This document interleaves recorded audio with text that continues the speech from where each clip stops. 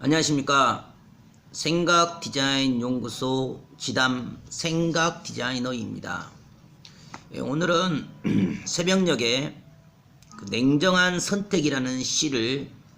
동영상을 통해서 즉석에서 산길을 걸으면서 강연을 하고 나서 또 안정적으로 또 차원이 다른 차원에서 또 그 내용이 시가 길었기 때문에 또 시간을 쪼개서 현명한 선택, 또 현명한 판단, 또 냉정한 선택, 냉정한 판단이라는 시를 가지고 간단하게 부연 설명을 하도록 하겠습니다. 이 사람들은 수없는 삶의 위기를 만나면 대부분 사람들은 그 위기 앞에 자기 생각, 자기 관점, 자기 성격, 자기 지식, 자기 경험을 중심으로 그 위기를 바라보기 때문에 자기 먼저 살려 하고 자기 문제에 빠져서 자기 기분과 감정대로 또 혈기와 분대로 성격대로만 판단하고 지적하고 정지하면서 그 문제를 자기 중심으로만 바라보려고 합니다. 하지만 위대한 성공의 중심에 서 있는 성공자들과 부자들은 위기가 올 때마다 그 위기를 자기 관점에서만 바라보는 것이 아니라 대의 차원에서, 시장의 전체적인 흐름 차원에서, 또 모두가 살 수 있는 상생의 차원에서 하늘에도 맞고 땅에도 맞는 그런 상생의 이치를 따라서 미리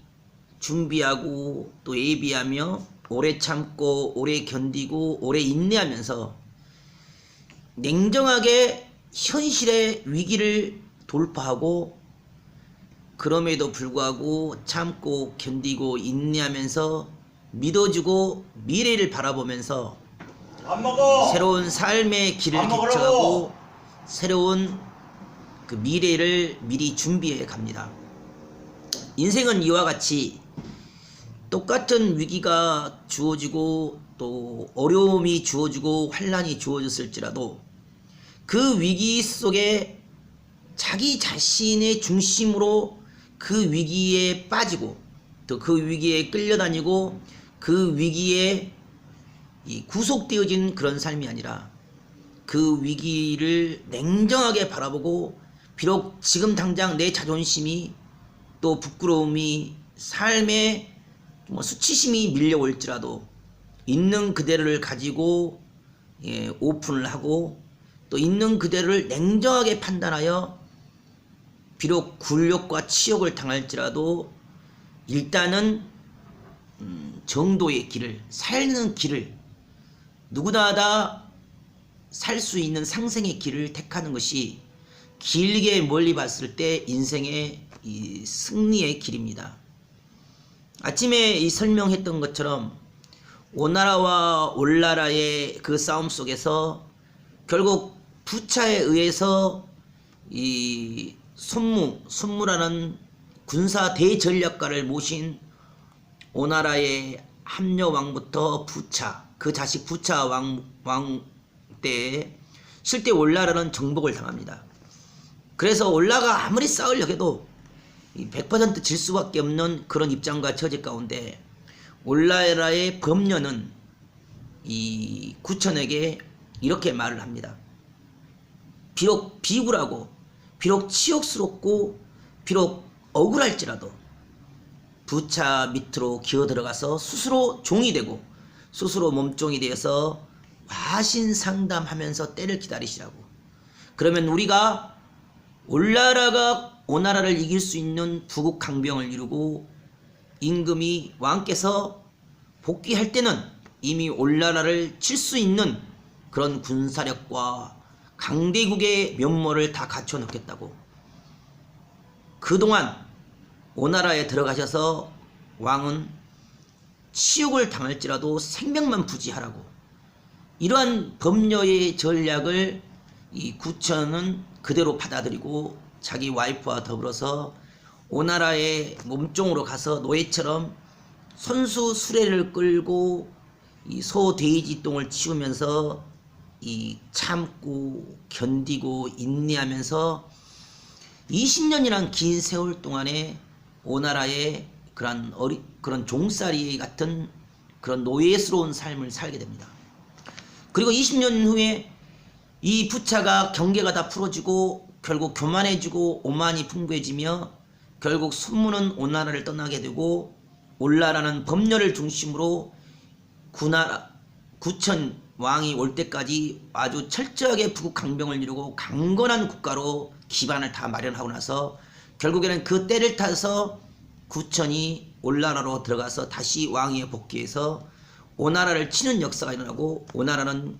구천에 의해서 멸망을 이루게 됩니다. 이와 같이 비록 지금 당장은 수치스럽고 지금 당장은 치욕스럽고 지금 당장은 인간으로서 겪을 수 없는 모욕과 부끄러움과 창피함이 있을지라도 이 문제가 발생을 하면 그 문제를 불평하고 원망하고 원성하고 혈기와 분으로 자기 중심으로 자기 기분으로 자기 감정으로만 판단하고 풀려 하면 사실은 그 문제에 집어삼킴을 당합니다. 아침에도 강연을 했던 것처럼 손빈이가 위나라의 그 방연의 모략에서 정말 초청을 받아서 그 나라의 군사 좌문을 해주고 방연을 도와서 전쟁에 이기고 해주니까 결국 방연이가 뚫을 수 없는 그 함정을 그 장벽을 손빈의 전략에서 뚫리니까 방연이가 자기 자리를 뺏길 것 같아서 결국 손빈을 모함해서 손빈의 두 무릎을 부러뜨립니다. 그리고 결국 손빈을 죽이려고까지 끊임없이 그 함정과 모함을 멈추지 않으니까 손빈이가 냉정하게 현실을 깨닫고 자기가 아무리 발버둥을 쳐도 결국 방연의 손에서 벗어날 수가 없기 때문에 스스로 돼지막으로 기어들어가서 돼지처럼 꿀꿀거리면서 돼지 주겸과 주염과 돼지 무덤에서 돼지처럼 자고 먹고 마시면서 그 수치와 치욕을 견뎌냅니다. 처음에 방연도 손빈이가 살기 위해서 거짓으로 저렇게 미친 척 한다 라고 생각을 했습니다. 하지만 6개월 1년이 가니까 방연도 손빈이가 진짜 미쳤구나, 진짜 억울해서 미쳐버렸구나 그렇게 생각하고 경계심을 풀 때 결국 제나라 사신을 통해서 이 손빈이가 제나라로 피신을 하게 되고 제나라의 군사 제약가가 되어서 결국 위나라 방연을 물리치고 죽이는 역사가 일어납니다. 인생이란 것은 항상 돌고 돕니다. 잘 되는 것도 또 안 되는 것도 이 파도의 굴곡처럼 인생의 생로병사 잘 되고 안 되고 또 좋은 날 기쁜 날 슬픈 날 형통한 날 또 안 되는 날 실패의 날 고난의 날 고난의 때 이 모든 인생은 그 때와 시기를 따라서 항상 잘 되고 안 되고 올라가고 내려가고 끊임없이 풍랑과 파도를 타면서 인생의 시간과 세월은 익어가고 흘러갑니다. 그러하기 때문에 아무리 내가 인생에 주어진 삶의 고뇌와 위기를 억지로 벗어나려고 하면